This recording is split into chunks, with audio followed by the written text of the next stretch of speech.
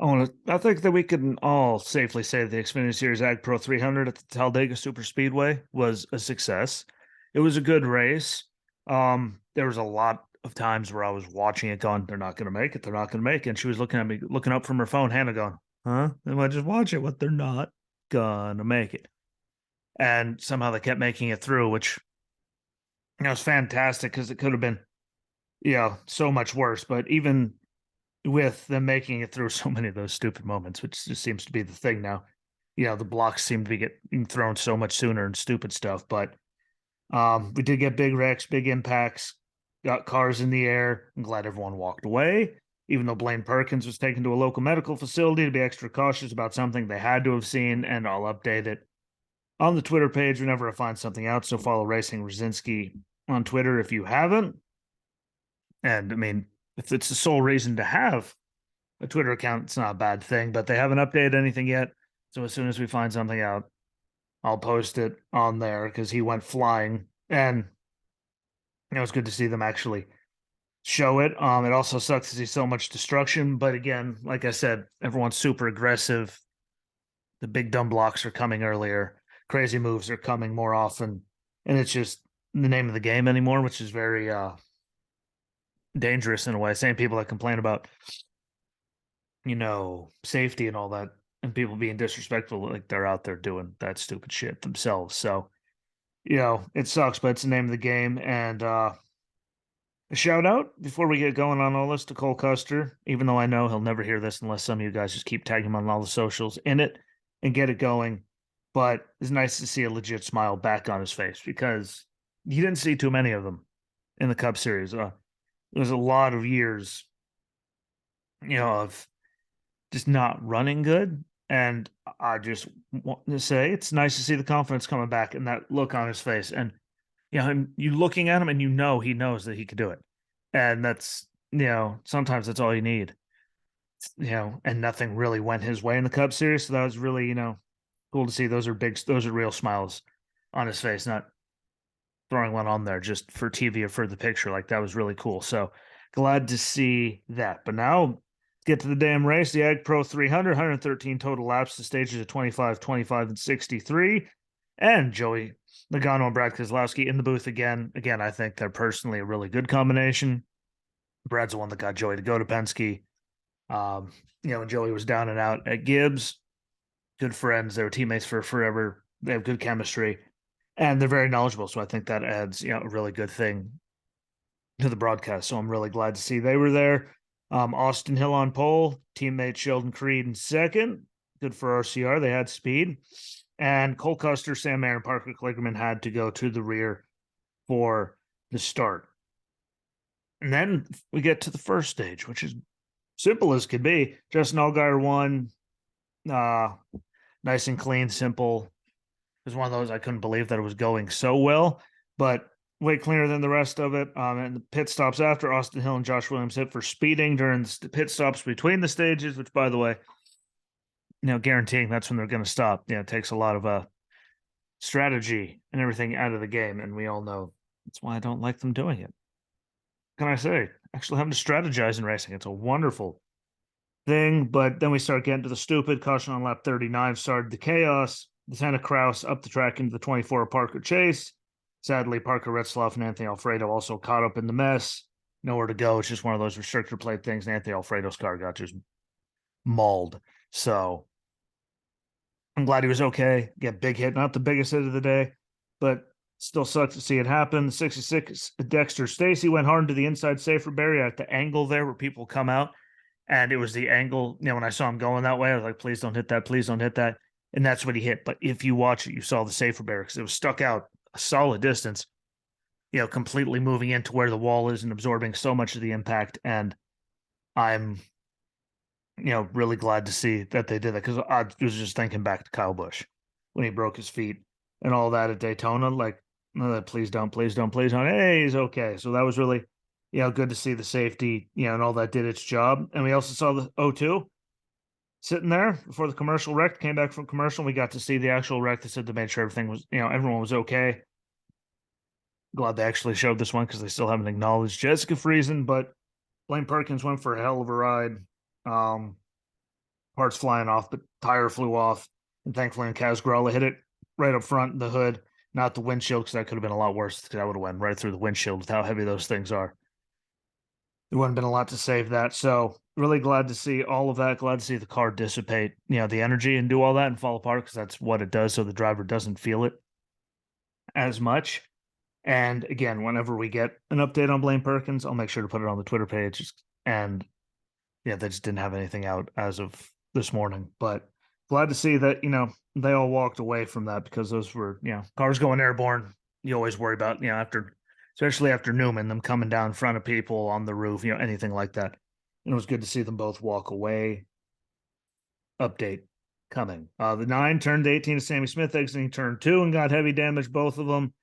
John Hunter was out with about 30 to go after hard contact to the inside wall all on his own. He moved up top to making a block, and the air just sucked him around. The driver that he made, he admitted it, he owned it. So good for John Hunter, but big contact on the driver's side door. And it really sucked because he was leading the Dash for Cash all day. So that cost him an extra $100,000. However that gets dispersed, I don't know. But that did suck. Then we got another mini big one involving the 10 of Derek Kraus, who's looked good in that car, and the chances and opportunities he's gotten. First time the 10 didn't finish in the top 10 this season. So that does suck, but it's Talladega. Just like that, you're done. So, can't blame him for that. But he was involved, and then it turned into a really bad and expensive day for Dale Jr. and Junior Motorsports, because the 7 of Justin Allgaier, the 8 of Josh Berry, and the 1 of Sam Mayer also involved in that.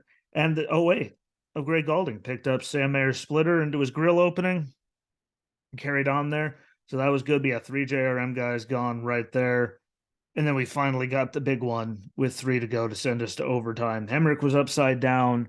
Everyone says, you want to be up front, but it started with the leader there, and all hell broke loose. We were waiting on it all day. Again, if you watched it, you'll agree with me. I was completely surprised that we didn't get, a much bigger one sooner with everything that happened. But big names, big list of people involved. So bear with me. Austin Hill got damaged, and that sucked because he showed how good he was. I even put it on Twitter. I mean, speeding penalty, he was back up front before the end of stage 2. So, and everyone that says, including Riley Herbst's track position, we weren't fast, then we didn't have track position. He didn't have track position. He moved through the field. So, it's just a bad car. But Austin Hill, Brett Moffitt sucked because he was having a fantastic day. Jeremy Clements, Ryan Truex up front all day. Josh Balicki, Chandler Smith. If you didn't see Chandler Smith's interview, find the Twitter. His interview after that they didn't have with Fox was outstanding. Ryan Sieg, Riley Herbst, Kaz Gralla, Parker Retzloff, and Joey Gase all involved. And Jeb Burton, who was up there all day, good to see it, wins stage 2, holds off Sheldon Creed with all hell breaking loose before him, and gets the win. And again, involved with them behind him was CJ McLaughlin, Jeremy Clements again, Garrett Smithley, Brett Moffitt one more time, and Ryan Ellis. It was the first ever win for Jason. And for Jordan Anderson Racing. That was really cool to see. See where Jordan Anderson Racing started. Now up there, 2 cars winning. That's really outstanding to see, and really good for Jeb in equipment that could do that, because he's always been talented. It's just opportunities, and to get opportunities to get good winning equipment are far and few between, as we all know. But great to see that again. First ever win for Jordan Anderson Racing. A great return for Jordan to Talladega, because the last time we saw him, we had that fiery wreck. Well, the fiery incident in the truck race where we saw him jump out of the thing, damn near into the wall, like just to get out of the fire. So to see him come back and get his team, get their first ever win there next time around, that's kind of a full circle cool thing to see happen. Second career win for Jeb Burton. The rest of the field goes Sheldon Creed second, Parker Kligerman third, Cole Custer fourth, Brennan Poole fifth, Cesar Baccarella sixth, Parker Retzloff seventh. Even after all the damage and incidents he was around and in, still got a 7th, which is great to see for him. Top 10 in both plate, I believe in all Daytona and Talladega, and the 2 big plate tracks. So congratulations to that kid. I tell you, he's talented. Always watch out for him last year. He's super talented. He's going to do pretty damn good things if he's able to do this at that age. Greg Galding 8th, Joey Gase 9th, and Josh Williams 10th. And it was good to see, a lot of names up there. It might have been a lot of wrecks and stuff, but a lot of good names, people that you don't get to see run up there all the time in the top 10, get top 10s, and there are people up there. all day that did a good job. But Brennan Poole getting a fifth, Cesar Beccarella sixth, Gray Golding eighth, Joey Gase ninth, Josh Williams 10th. That's really cool to see those teams up there again. The money's bigger, the points are better, the exposure's better. You can say I finished top 10 here. That helps, with sponsors and all kinds of stuff. So that was really outstanding to see that they kept themselves clean enough to do that, because there was a bunch of incidents, but it's Talladega. The hell do you expect? But points coming out, Austin Hill still has the lead. John Hernimchek second at -4. I say still has the lead. He's been in the top two, but they just switched spots on the day. Chandler Smith is third at -19. So not a big change or swing up at the top. Those guys are still right there. It's a few points swinging here and there. And again, it's a plate track. So wait and see what happens when they go to, when they get out of there, just because, other tracks, if something happens, you can most of the time, get out of the way and slow down enough. Talladega, you're just go, go, go, and you're in there, and snap of a finger, bad things can happen. So we'll see where everything goes there. I was honestly surprised that they didn't throw a caution there at the end with everyone wrecking behind them, even though I've been an adamant believer and supporter and said, let them wreck and let them keep driving through at full speed, because then they get through there, they don't slow down.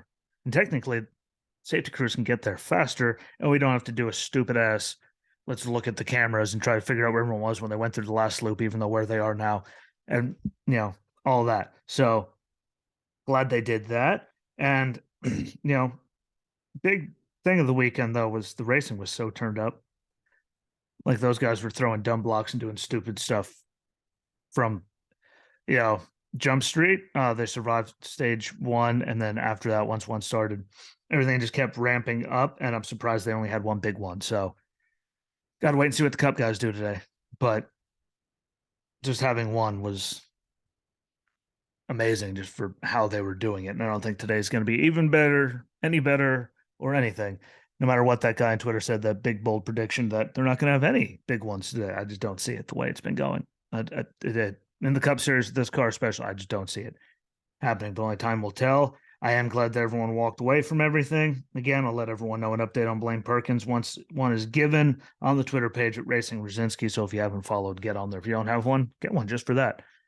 Follow the updates there. It's easier for me. And I'll give you as soon as we can. Again, I looked this morning, still nothing right before I did this from NASCAR. So when we get it, you'll be the first to know. Also, Riley Herbst possibly concussed or something. I don't know. I'm so curious about that one, because his interview just seemed off. He seemed off, and he mentioned something. So, hopefully they get that figured out, but he seemed, ugh. And I can say that because I have a very good history of head injuries. Something didn't look right, and we don't need him going into, Dover with anything wrong with him. So we'll see what happens there. I could be crazy, but it seemed weird. But on to the Cup race today. Formula E raced. Snowcross is on right now. Like, there's a bunch of stuff going on, but on to the Cup race.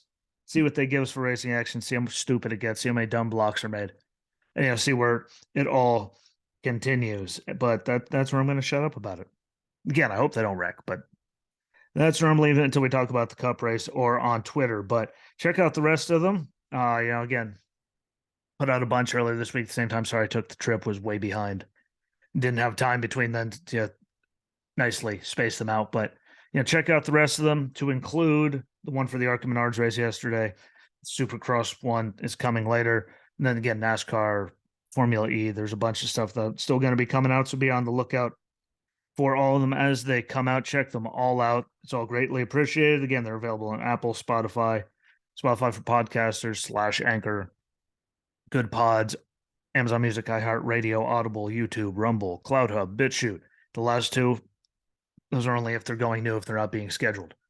But they're on everything else, so make sure to check all of them out no matter where you prefer, because they're there. Google Podcasts, they're there. It just takes them forever to get on there, so I don't mention them. Check out the Substack under the same name as the show. Check out the socials, Racing Rosinski, again on Twitter and TikTok, Racing with Jesse Rosinski, Facebook, Instagram, YouTube, Substack. So check all of that out. That helps. Join the mailing list. Share the hell out of everything, because that saves me from having to give money to any of those bigger companies that go out of their way to not do anything to help me anyway. So when you do that, it helps me, and it's greatly appreciated. Share the links. Text them to friends. Everyone knows racing fans, but do all that. I appreciate y'all. Enjoy the racing today. Share the hell out of everything. And until we meet again, bye, folks. I'm out. Peace.